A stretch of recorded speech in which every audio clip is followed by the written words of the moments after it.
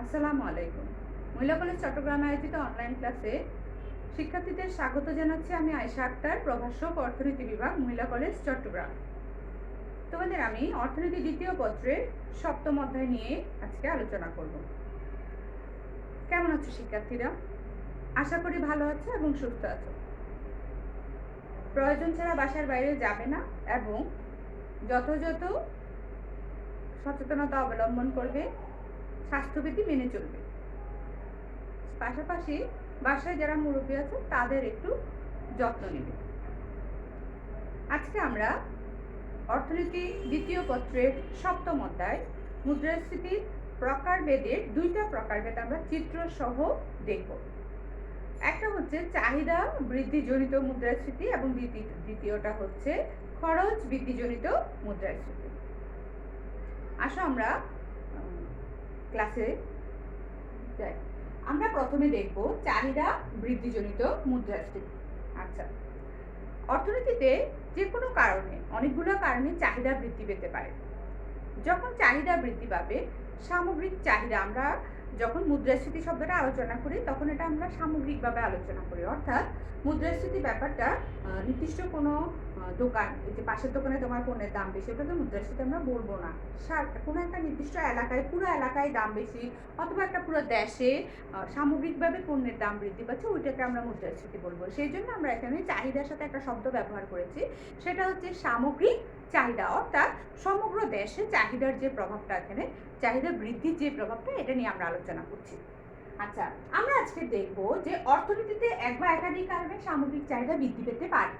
সেই এক বা একাধিক কারণের মধ্যে এক দুইটা তোমাকে আমি একটু বলি, তাহলে বুঝতে সুবিধা হবে। যেমন সরকারের ব্যয় বৃদ্ধি পেতে পারে।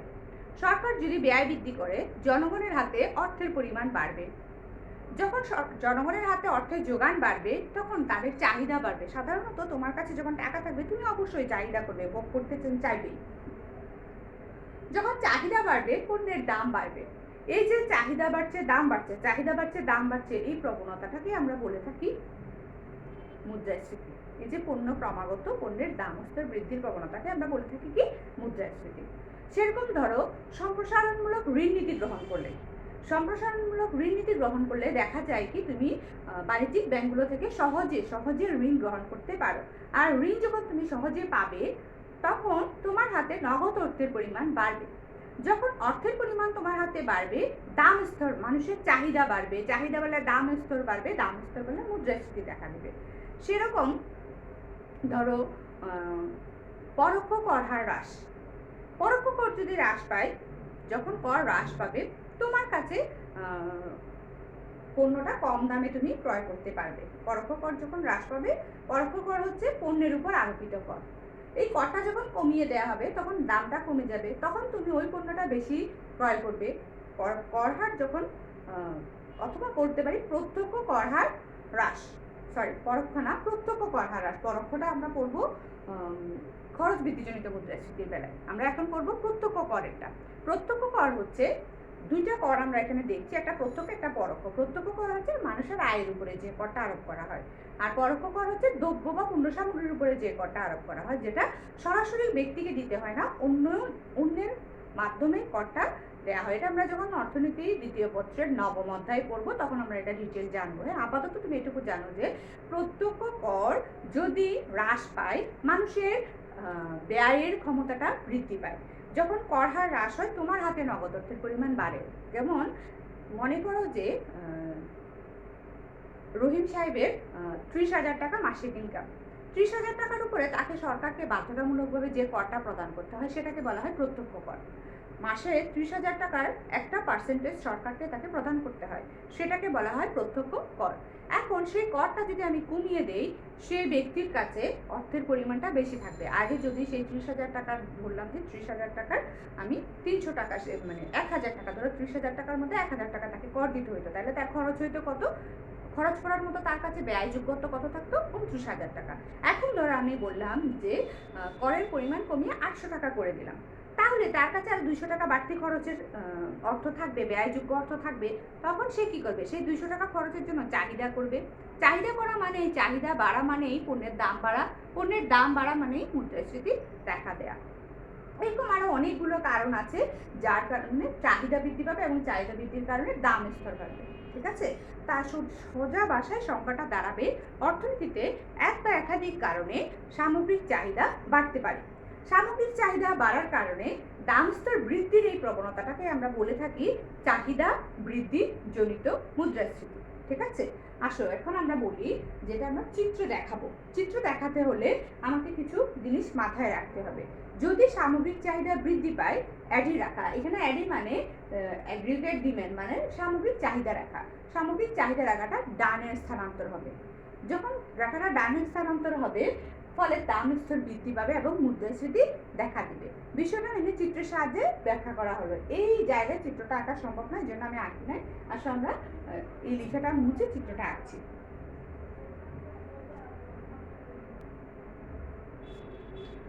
সামগ্রিক চাহিদা বৃদ্ধিজনিত মুদ্রাস্ফীতি চিত্রটা আমি দুইভাবে দেখাবো। হ্যাঁ, দুইভাবে কেন দেখাবো আমি সেটাও ব্যাখ্যা করব। এখানে আমরা কিউ দেখাচ্ছি, উৎপাদন, এখানে কিউ মানে উৎপাদনের পরিমাণ, উৎপাদন স্তর বলতে পারি। ঠিক আছে? আর এখানে হচ্ছে দাম। ঠিক আছে? দাম স্তরকে আমরা পি হিসাবে দেখাচ্ছি। ওকে, এখন আমরা প্রথমে একটা সামগ্রিক যোগান রেখা আঁকবো। যেহেতু আমার চাহিদা বাড়বে, ধরে নাও সামগ্রিক যোগান আর সামগ্রিক চাহিদা রেখা পরস্পর এখানে ছেদ করেছে, ফলে যেখানে চাহিদা আর যোগান রেখা পরস্পর ছেদ করে সেইখানে কি হয়? ভারসাম্য নির্ধারণ হয়। সেই ভারসাম্য বিন্দুতে দাম নির্ধারণ হয় P0, পরিমাণ নির্ধারণ হয় Q0। আচ্ছা, এখন আমার চাহিদা বাড়লো, চাহিদা বাড়লে চাহিদা রাখার ডানে স্থানান্তর হবে। কিন্তু চাহিদা বৃদ্ধি পেলে চাহিদা রাখার যে প্রভাবটা, এটা আমরা দ্বিতীয় অধ্যায়, অর্থনীতি প্রথম পত্রের দ্বিতীয় অধ্যায়ে এটা নিয়ে আলোচনা আছে। হ্যাঁ, ওখানে আমরা ভারসাম্যের একেবারে ডিটেল পড়া আছে। এই অধ্যায়টা তোমাদেরকে মেবি অসীমা ম্যাম পড়াচ্ছেন, উনি হয়তো এই পোর্শনটাতে এখনো আসেন নাই, ওই অংশটা আসলে তোমাদেরকে ডিটেল এটা ব্যাখ্যা করা হবে। আমি একটু তোমাদেরকে ধারণা দিচ্ছি যে ভারসাম্য মানে হচ্ছে যেখানে চাহিদা আর যোগান পরস্পর স্পর্শ হবে, ছেদ করবে। ঠিক আছে? সমান হবে। সোজা কথায় চাহিদা আর যোগান যেখানে সমান হবে সেখানে আমরা ভারসাম্য অর্জন করব, সেখানে আমরা ভারসাম্যে উপনীত হব। এখানে দেখো, এটা হচ্ছে চাহিদা রেখা, এটা হচ্ছে যোগান রেখা। দুইজন পরস্পর একটা বিন্দুতে ছেদ করেছে। আমি ধরো বিন্দুটাকে সংজ্ঞায়িত করলাম, এই হিসাবে আমি নাম দিলাম বিন্দুটা। এই বিন্দুতে চাহিদা রেখা আর যোগান রেখা ছেদ করেছে, ফলে এই বিন্দুতে ভারসাম্য দাম নির্ধারিত হয়েছে P0 এবং পরিমাণ নির্ধারিত হয়েছে Q0। অর্থাৎ এই P0 দামে Q0 পরিমাণ পণ্য উৎপাদন হচ্ছে এবং বিক্রয় হচ্ছে। কোনো কারণে অর্থনীতিতে যে কোনো কারণে আমি বলেছি যে এক বা একাধিক কারণে চাহিদা বাড়তে পারে। চাহিদা বাড়লে চাহিদা রাখা কোন দিকে শিফট হবে? ডান দিকে শিফট হবে। আমরা শিফট করলাম, এই রেখাটার নাম দিলাম AD1। দেখো, নতুন চাহিদা রাখাটা এস রেখাকে দেখো অন্য আরেকটা বিন্দুতে ছেদ করেছে, পুরাতন বিন্দুতে কিন্তু নেই, এখন আবার নতুন আরেকটা বিন্দুতে ছেদ করেছে। ওই বিন্দুর নাম দিলাম আমি E1। এখন E1 বিন্দুতে নতুন দাম আসবে P1, নতুন পরিমাণ আসবে P1। অর্থাৎ এখন OP1 দামে OQ1 পরিমাণ উৎপাদন হচ্ছে এবং কি হচ্ছে? বিক্রি হচ্ছে। এখন আবার আমি বললাম যে সামগ্রিক চাহিদা আরো বাড়লো। আচ্ছা,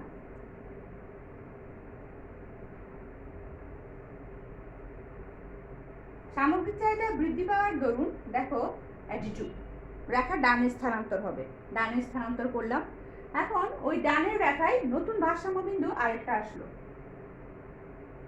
যেটার নাম দিলাম আমি E2। E2 বিন্দুতে দেখো দাম নির্ধারিত হয়েছে P2, পরিমাণ নির্ধারিত হয়েছে Q2।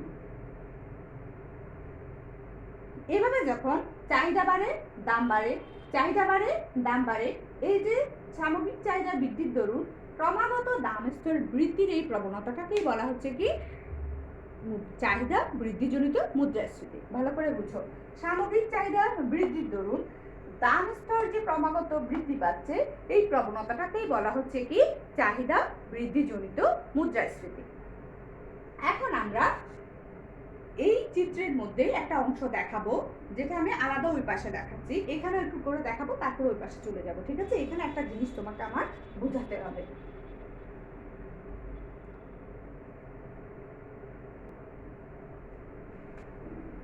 এরপরে এই যে এস রেখা, এস রেখাটাকে আমি উঠাই দিলাম।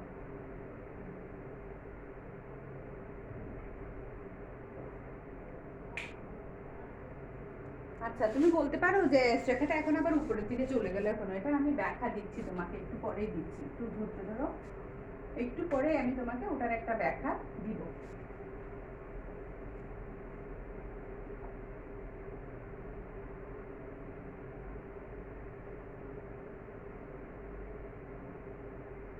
আচ্ছা, এখন দেখো এই যে ইটু বিন্দু,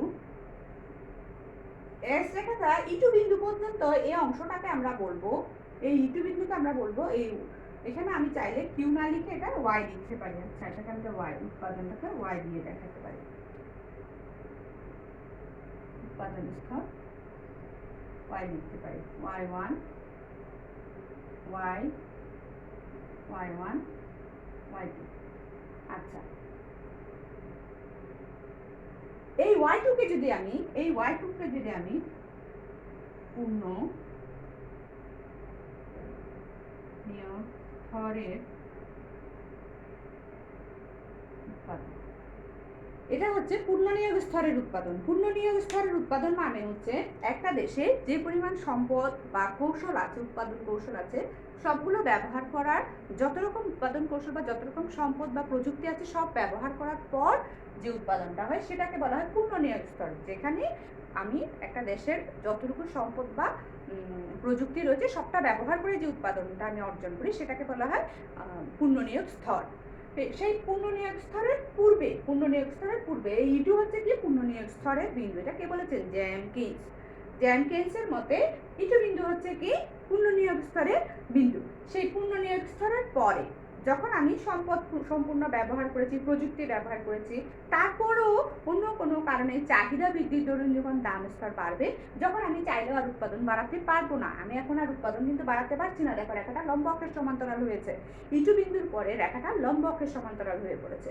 এখন আমি চাইলেও উৎপাদন আর বৃদ্ধি পাবে না, দাম বাড়বে, চাহিদা বাড়বে, দাম বাড়বে, চাহিদা বাড়বে, দাম বাড়বে, কিন্তু উৎপাদন আর বৃদ্ধি পাবে না।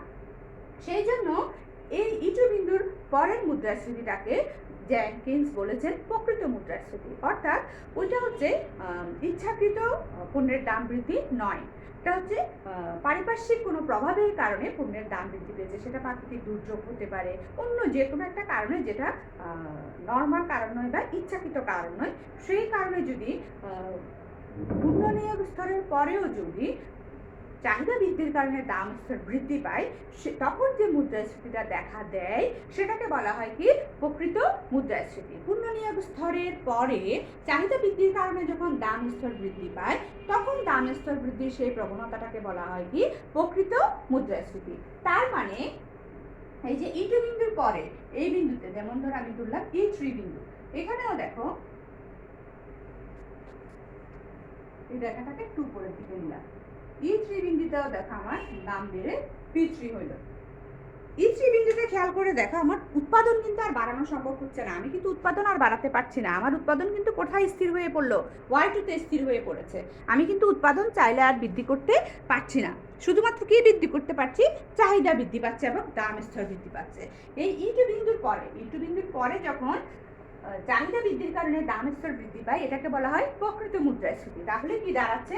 ইটু বিন্দুর পরের অংশ, পূর্ণনিয়োগ স্তরের পরে যদি দাম স্তর বৃদ্ধি পায় সেটাকে বলা হয় প্রকৃত মুদ্রাস্ফীতি। আর ইটু বিন্দুর পূর্বে যখন এরকম চাহিদা বৃদ্ধির কারণে দাম স্তর বৃদ্ধি পায় সেটাকে বলা হয় কি অপূর্ণ মুদ্রাস্ফীতি বা বাধাজনিত মুদ্রাস্ফীতি। সেটাকে কি বলা হয়? অপূর্ণ মুদ্রাস্ফীতি বা বাধাজনিত মুদ্রাস্ফীতি। পূর্ণনিয়োগ স্তরের পূর্বে সামগ্রিক চাহিদা বৃদ্ধির দরুন যখন দাম স্তর বৃদ্ধি পায় সেই মুদ্রাস্ফীতিটাকে বলা হয় অপূর্ণ মুদ্রাস্ফীতি বা বাধাজনিত মুদ্রাস্ফীতি। নিশ্চয় এখন আমরা বুঝতে পেরেছি।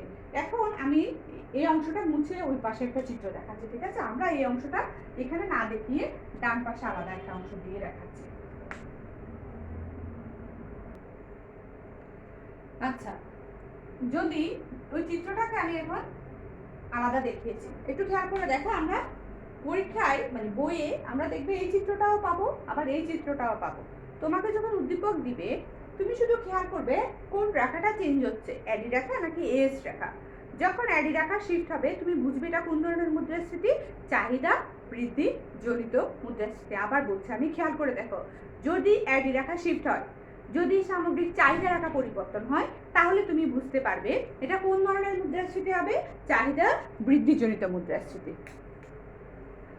এই রেখাটাতে খেয়াল করে দেখো, যোগানটা স্থির, যোগানটা কিন্তু আর পরিবর্তন হচ্ছে না। আমি কিন্তু চাইলেও চাহিদা বাড়লেও উৎপাদন আর বৃদ্ধি করতে পারবো না। যেহেতু আমি উৎপাদন বৃদ্ধি করতে পারবো না, সেই জন্য এই রেখাটা, আমার এই যোগান রেখাটা লম্ব অক্ষের সমান্তরাল হয়ে পড়েছে।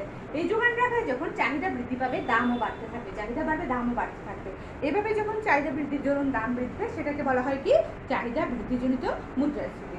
দুইটা চিত্রই কিন্তু কার, চাহিদা বৃদ্ধিজনিত মুদ্রাস্ফীতি। ঠিক আছে, এখানে দেখো চিত্রের ভূমিয়কটা আমরা কি দেখাচ্ছি, উৎপাদনের পরিমাণ, লম্ব অক্ষে কি দেখাচ্ছি, দাম স্তর। প্রাথমিক চাহিদা রেখা এবং যোগান রেখা পরস্পর এই বিন্দুতে ছেদ করায় ভারসাম্য বিন্দু ই, যেখানে দাম ও P0, পরিমাণ ও I0। এখন কোনো কারণে যখন চাহিদা বৃদ্ধি পাইলো, চাহিদা বৃদ্ধি পাইলে চাহিদা রেখা ডানে স্থানান্তরিত হয়ে AD1 AD2 হয়।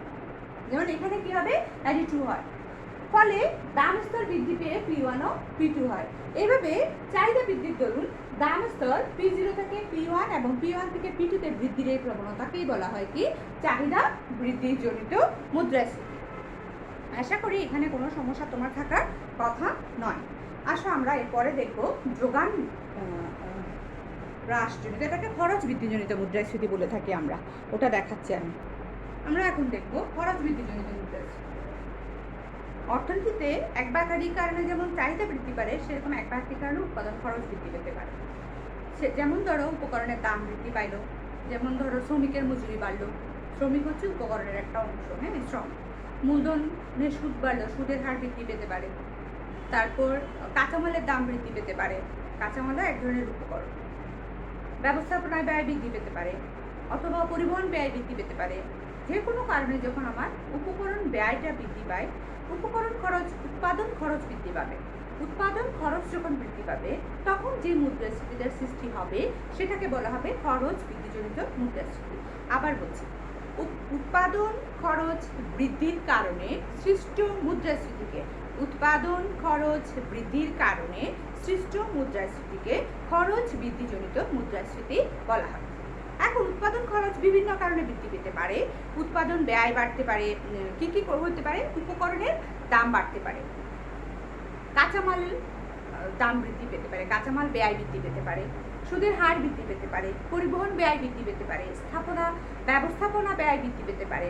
এরকম বিভিন্ন কারণে উৎপাদনের খরচটা বাড়তে পারে। আর সেই খরচ বৃদ্ধির কারণে যখন মুদ্রাস্ফীতি দেখা দেবে সেটাকে বলা হবে কি, দাম স্তর বাড়বে আর কি, সেটাকে বলা হয় খরচ বৃদ্ধিজনিত মুদ্রাস্ফীতি। এখন কেন, কিভাবে সেটা হয় সেটা একটু আমরা দেখি। যখন আমাদের উৎপাদন খরচটা বাড়বে, আমার উৎপাদনের পরিমাণটা কমে যাবে না। সাপোজ আমার কাছে অর্থ আছে 5,000 টাকা, 5,000 টাকায় আমি আগে যে পরিমাণ পণ্য উৎপাদন করতে পারতাম, উৎপাদন খরচ বৃদ্ধি পেলে তার তুলনায় কম পণ্য উৎপাদন করতে পারবো। এখন উৎপাদন কম হওয়া মানে কি, যোগান কম হওয়া। যেহেতু উৎপাদন কম হবে আমি যোগানও কম দিব, যোগান কম হলে যোগান রেখা বামে স্থানান্তর হবে, ফলে দাম স্তরও বৃদ্ধি পাবে। এইভাবে যখন দাম স্তর বৃদ্ধি পায় সেটাকে বলা হয় কি, খরচ বৃদ্ধিজনিত মুদ্রাস্ফীতি। আসলে সেটা আমরা একটা চিত্র দিয়ে দেখি, তাহলে সহজে বুঝতে পারবো। যেহেতু এখানে আমরা যোগান হ্রাসের কথা বলছি, সেজন্য আমরা কোন রেখাটা আঁকবো, এটা হচ্ছে উৎপাদন স্তর, এদিকে হচ্ছে দাম স্তর। তখন আমরা যেহেতু যোগান হ্রাস বৃদ্ধি এরকম কথা আসছে, সেজন্য আমরা এই যোগান রেখাটা আঁকবো। কোনটা, বাম থেকে ডানে ঊর্ধ্বগামী যোগান রেখাটা। কারণ লম্ব অক্ষের সমান্তরাল যোগান রেখায় কিন্তু যোগান হ্রাস বৃদ্ধি হয় না, সেজন্য আমরা ওই রেখাটা আঁকবো না। আমরা কোনটা আঁকবো, ঊর্ধ্বগামী যোগান রেখাটা অঙ্কন করব এবং অ্যাডি রেখা অঙ্কন করব, পরস্পর এই বিন্দুতে ছেদ করবে। ফলে ভারসাম্য বিন্দু ই, যেখানে দাম নির্ধারিত হবে P0, পরিমাণ নির্ধারিত হবে Y। এখন কোনো কারণে উৎপাদন খরচ বাড়লো, ফলে আমার যোগান কমে গেল। যোগান কমে গেলে যোগান রেখা বামে স্থানান্তর হয়। তুমি সবসময় হাতে হিসাব করবে, ঠিক আছে? তোমার যখন চিত্র আঁকবে খাতায় তুমি হাত দিয়ে হিসাব করে দেখবে যে তোমার বাম পাশ বা ডান পাশ কোনটা। যখন বৃদ্ধি পাবে তখন রেখা ডানে স্থানান্তর হয়, যখন হ্রাস পাবে তখন রেখা বামে স্থানান্তর হয়। এটা যাতে মনে থাকে তোমার। যেহেতু যোগান হ্রাস পাবে, যোগান হ্রাস পেলে যোগান রেখা বামে স্থানান্তর হবে। দেখো আমি একটা নতুন যোগান রেখা আঁকলাম। সেই যোগান রেখাটা দেখো এই ই বিন্দুতে আর স্পর্শ ছেদ করে নাই। নতুন ভারসাম্য বিন্দু এখন কি হবে? E1। এই নতুন ভারসাম্য বিন্দুতে দাম দেখো আগের তুলনায় বৃদ্ধি পেয়েছে। ওই যে যোগানকে কমে যাবে বললাম না, যোগান কমে গেল। আচ্ছা, আবার ধরো যোগান আরো কমে গেল, তখন রেখা আবার শিফট হবে। সেই নতুন রেখায় দেখো ভারসাম্য বিন্দুটা আবার শিফট হবে। সেই ভারসাম্য বিন্দুতে দাম দেখো আবার চেঞ্জ হচ্ছে। পরিমাণ দেখো যে বারবার কি হবে? উৎপাদনটা কমে যাবে। উৎপাদন কমে গেলে যোগান কমে যাবে, যোগান কমে গেলে যোগান রেখা বামে আসতে থাকবে, এভাবে বামে আসতে থাকবে। যখন যোগান রেখা বামে আসতে থাকবে দাম স্তর বাড়তে থাকবে। এই যে যোগান হ্রাস পেলে যোগান রেখা বামে স্থানান্তর হওয়ার দরুন এই যে দাম স্তর বৃদ্ধি পায়, এটাকে বলা হয় কি? খরচ বৃদ্ধিজনিত মুদ্রাস্ফীতি। এটাকে কি বলা হয়? খরচ বৃদ্ধিজনিত মুদ্রাস্ফীতি। তাহলে আজকে আমরা পড়লাম দুই ধরনের মুদ্রাস্ফীতি। একটা ছিল চাহিদা বৃদ্ধিজনিত মুদ্রাস্ফীতি, অন্যটা ছিল খরচ বৃদ্ধিজনিত মুদ্রাস্ফীতি। তোমার বোঝার সুবিধার্থে এইখানে আমি একটু করে চাহিদার চিত্রটা আরেকবার আঁকছি।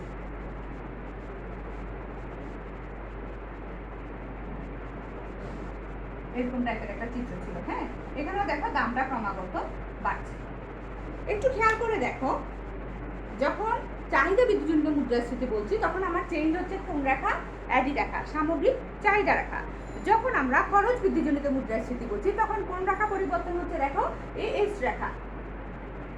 তুমি কি করবে? তোমাকে উদ্দীপক যখন দিবে তোমাকে হয়তো এই চিত্রটা দিবে, বলবে যে উদ্দীপকে কোন ধরনের মুদ্রাস্ফীতি নির্দেশ করা হয়েছে, অথবা তোমাকে এই চিত্রটা দিবে, বলবে যে কোন ধরনের মুদ্রাস্ফীতি নির্দেশ করা হয়েছে। তখন তোমার বলতে হবে, যেমন এই চিত্রটা দিয়ে যদি তোমাকে বলে উদ্দীপকে কোন ধরনের মুদ্রাস্ফীতি নির্দেশ করা হয়েছে, তুমি খেয়াল করবে কোন রেখাটা চেঞ্জ হচ্ছে, অ্যাডি রেখা নাকি এএস রেখা। যদি এর এডি রেখা শিফট হয়, এডি রেখা চেঞ্জ হয়, স্থানান্তর হয়, তাহলে বুঝবো এটা কোন ধরনের মুদ্রাস্ফীতি? চাহিদা বৃদ্ধিজনিত মুদ্রাস্ফীতি। আর যদি এস রেখা পরিবর্তন হয় তাহলে এটা কোন ধরনের মুদ্রাস্ফীতি হবে? খরচ বৃদ্ধিজনিত মুদ্রাস্ফীতি। আশা করি বুঝতে কোনো অসুবিধা হবে না। একটা বাড়ির কাজ দিব আমি, তোমাদেরকে রিকোয়েস্ট করব তোমরা একটু পড়ালেখা করবে এবং বাড়ির কাজগুলো করে কমেন্ট বক্সে দেখাবে। তোমাদের রিসেন্ট একটা অ্যাসাইনমেন্ট আমরা জমা নিয়েছি, সেখানে এখনো আমরা পুরোপুরি আমি সব খাতা দেখি নাই, অল্প কিছু খাতা দেখেছি। তোমাদেরকে বারবার বলবো যে একটু পড়ালেখা করো বাসায় বাবা, কারণ তোমাদের যেহেতু সব বন্ধ, শিক্ষা প্রতিষ্ঠান বন্ধ, তোমাদের সাথে আমার যোগাযোগের একটাই মাধ্যম, সেটা হচ্ছে অনলাইন ক্লাস। তাও আবার সরাসরি না, আমি তোমাদেরকে একটা ভিডিও দিচ্ছি, তুমি সেটা ফলো করবে, কাজ করবে আমার সাথে। তুমি সেখানে কমেন্ট বক্সে তুমি আমার সাথে কন্ট্যাক্ট করবে যে এই সমস্যা হচ্ছে বা ম্যাডাম এই অংশটা বুঝি না, আপনি এই অংশটা বলেন। তোমাদের মধ্যে একটা স্টুডেন্ট গত ক্লাসে কিছু প্রকারভেদ নেই এটা আমাকে জানিয়েছে। হ্যাঁ, তার জন্য বলছি যে যে অংশটা তুমি বইয়ে পাও নাই সেই অংশটা তুমি আমাকে ইনবক্সে নক দিলে তোমাকে আমি ছবি তুলে দিয়ে দিই, ঠিক আছে? কারণ বেশিরভাগ স্টুডেন্টের বইয়েই দেখা যাবে থাকবে, এক দুইজন হয়তো কারো যদি পুরানো বই হয়ে থাকে বা এরকম কোনো সমস্যা থাকে হয়তো ওর বইয়ে পড়াটা থাকবে না। যারা এরকম থাকবে আমাকে নক দিলেই, মেসেঞ্জার হোক হোয়াটসঅ্যাপ হোক, যে কোনো জায়গায় নক দিলে আমি তোমাকে আমার বই থেকে ছবি তুলে দিয়ে দেবো। এখন যে অংশটা বলছি, অথবা আমি যখন ক্লাসটা করছিলাম ওইখানে কিন্তু আমি তথ্য দিয়েছি, তুমি সেখান থেকে চাইলে নোট আকারে লিখে নিতে পারো। এখন যে কথাটা আমি বলতে চাই সেটা হচ্ছে একটু পড়ালেখা তুমি করবে। এই অনলাইন ক্লাসগুলো, ভিডিও ক্লাসগুলো তোমাদের জন্য কষ্ট করে আমরা তৈরি করি যাতে তোমরা সেগুলো করে কিছু উপকারিতা পাও। এখন তুমি যদি ক্লাসটা অনুসরণ না করো, না দেখো, কাজগুলো না করো, তাহলে কিন্তু তুমি বিষয়টা বুঝবে না, তখন তুমি সমস্যাও পাবে না, আমাকে বলতেও পারবে না। দেখা যাচ্ছে কি তুমি হয়তো বিষয়টা পারবে মনে হচ্ছে, বা তুমি মনে করছো যে এভাবে লিখলেই হবে, কিন্তু আসলে ওভাবে লিখলে হচ্ছে না। এটা কেন হচ্ছে? কারণ তুমি যে বাড়ির কাজ দিয়েছিলাম সেগুলো করো নাই। তুমি যদি তখন সেগুলো ঘাটাঘাটি করতে, সমস্যাগুলো ফেস করতে, তাহলে এখন এই সমস্যাটা তৈরি হইতো না। যে সেজন্য বারবার আমি বলবো যে তোমাদেরকে ভিডিও ক্লাসগুলো প্লিজ একটু দেখবে, অনুসরণ করবে, একটু পড়ালেখা করবে, তেমন অনেক বেশি পড়া তোমাদেরকে দেয়া হয় না, অল্প টপিক বিস্তারিত আলোচনা করি আমি, যাতে তুমি সহজে বুঝতে পারো। তোমার কাছে যদি বই নাও থাকে, এমনভাবে আমি লিখি যাতে তুমি এখান থেকে নিজে নোট করে ফেলতে পারবে। আবার ব্যাখ্যাগুলো এমনভাবে দেই যাতে তুমি যদি এক দুইবার একটু দেখো, ক্লিয়ারলি তুমি বুঝে যাবে এবং নোট করে গুছিয়ে রাখলে খাতায়, পরবর্তীতে জাস্ট রিভিশন দিলে তুমি পারবে সব কিছু। সেই জন্য একটু পড়ালেখা করো বাবা। আজ এই পর্যন্তই। আচ্ছা, আমার একটা বাড়ির কাজ বাকি আছে, যেটা আমি লিখে দিচ্ছি, সেটা তুলে নাও। এই হচ্ছে তোমাদের বাড়ির কাজ। দেখো প্রশ্নটা, দেখো উদ্দীপকের চিত্রটি অর্থনীতির কোন ধারণার সাথে সংগতিপূর্ণ ব্যাখ্যা করো। আমরা আজকে দুটো ধারণা করেছি, তুমি কোন ধারণার সাথে সংগতিপূর্ণ সেটা বলে ব্যাখ্যা করে আমাকে কমেন্ট বক্সে আনসারটা লিখে দেখাবে। তাহলে আমি বুঝতে পারবো যে তুমি ক্লাসটা পুরো করেছো এবং বুঝতে পেরেছো। তারপরেও যাদের কোনো সমস্যা থাকবে, বুঝতে পারছো না কোনো সমস্যা, অবশ্যই তুমি আমাকে জানাবে, আমি সমাধানের চেষ্টা করবো, ঠিক আছে?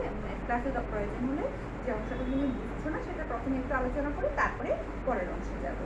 আজ এই পর্যন্তই। ভালো থাকবে, সুস্থ থাকবে। আল্লাহ হাফিজ।